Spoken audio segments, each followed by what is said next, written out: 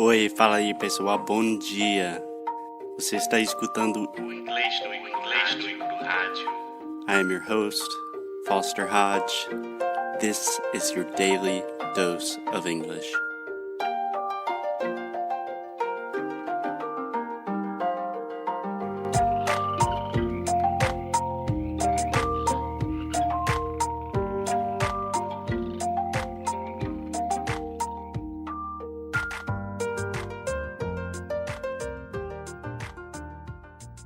Hello, guys, and welcome to another episode of Inglês no Rádio. Alexia, how you doing? I'm fine today. What about you? I'm doing great. How are things in the marvelous city of Rio de Janeiro? Good. It's good around here. Warm weather. Nossa, warm weather. There we go. Thank you, Alexia. I've spent 2 years working on the TH with Alexia and still has her moments. I got better. You have to admit it. Oh yeah, much better. Awesome. It's all good in Rio? All good in the neighborhood? All good around here. What about South Carolina?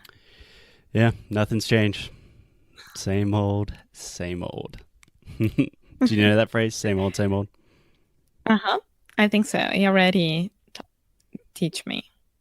I already taught you in the Yeah, past. I made this mistake in purpose because that's what we're gonna talk today. Okay, good transition. One more thing, I made this mistake on purpose. We always On do purpose. things on purpose. Okay? Okay. Cool. So thank you, Alexia, for being my cobaya para sempre. Forever and never say my honey. Na, na, na, na. Cool. Okay, so Alexia, we're talking about talking in the past. So one of my don't know how should I explain this diplomatically. So one of the most common mistakes that Brazilians make when speaking English is talking in the past, right? Have you felt this difficulty speaking in the past in English? Yes, of course. Because it's the opposite that the way we do. Yeah, debatable. But talking in the past is difficult for a lot of reasons. First of all, normally when you're talking in the past, you're like telling a story, right? You're recounting an event. So it's not just like yes or no. It's normally a long form conversation, right? Yes, it is. And also, when you're talking in the past, we have a lot of irregular verbs and several different verb tenses. So that can be difficult as well. Yeah. Yeah. I'm thinking about, because I know that you're going to be hard on me on this. No, I'm not. I'm never hard on you. Okay, so I just want to focus on one small part of the past today. And like usual, when you're talking to me, we're talking about pronunciation, okay? Okay. So, the most common mistake that I hear Brazilians make when speaking in the past is adding the extra id sound to everything, right? So, in your Brazilian brain, I'm not saying just you... like walked, eat it, Exactly. looked at. Exactly. So, for some reason, I think this has a lot to do that Brazilians can read and write better than they can speak. But when most Brazilians see the ed, automatically their brains think, oh, I need to say the id sound at the end, right? So just like you were saying, like walk id, talk id, when in reality it should just be walked, talked, right? Yes. Okay, Alexis, so let's try this. I will give you a verb in the present, and I want you to conjugate it in the past tense, just the simple past, okay? Uh-huh. Cool. So, Let's go. talk. Talked. Perfect. Walk. Walked. Pick. Picked. Nice. Move. Moved. Push. Pushed. Awesome. Ha. So, Ha. did you notice some similarities with these words? Yeah, you always finish the word and the word in a common sound between them. Yeah, and what is that common sound? In walked? T. Yeah, the T sound. So the tendency of most Brazilians is to automatically see the ED and they want to say talk it, pick it, move it, I move it to the United States. But we just say the T sound. So you say the verb in its normal infinitive form and then add a T. So walked, talked, picked, moved, pushed. Okay? Okay. Okay, so I would say maybe 85% of the time when we're speaking in the past, you can just add a T sound.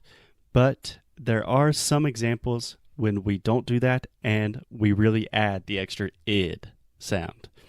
Do you know when this happens, Alexia? No, I don't really.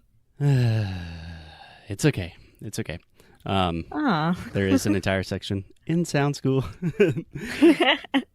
But, okay. So let me give you the example. Say decide in the past. Decided. Perfect. So there you're adding the extra ed, right? Yes. Okay, say pretend in the past. Pretended. Perfect. So let me give you the little hint, the little tip of the day.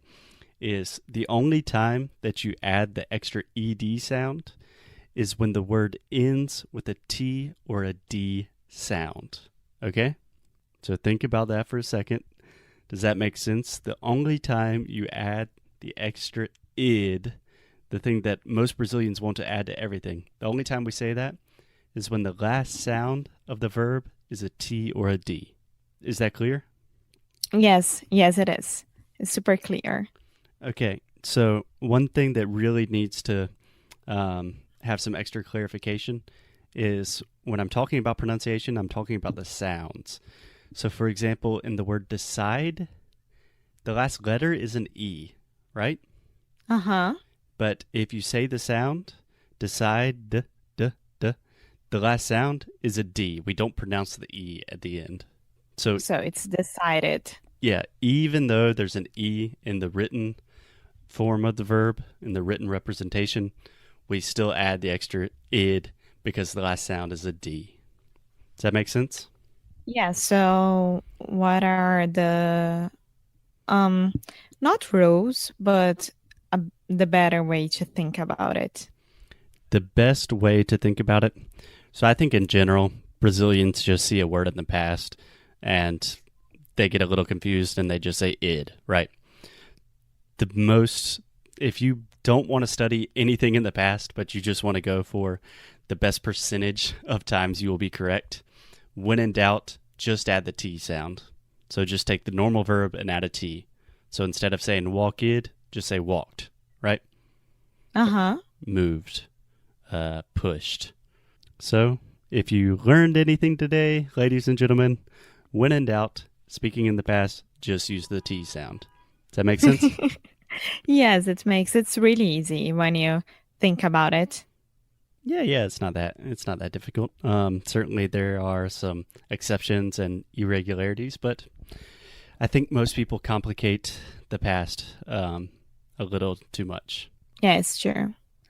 Okay, I think we have a very good podcast about the past sound.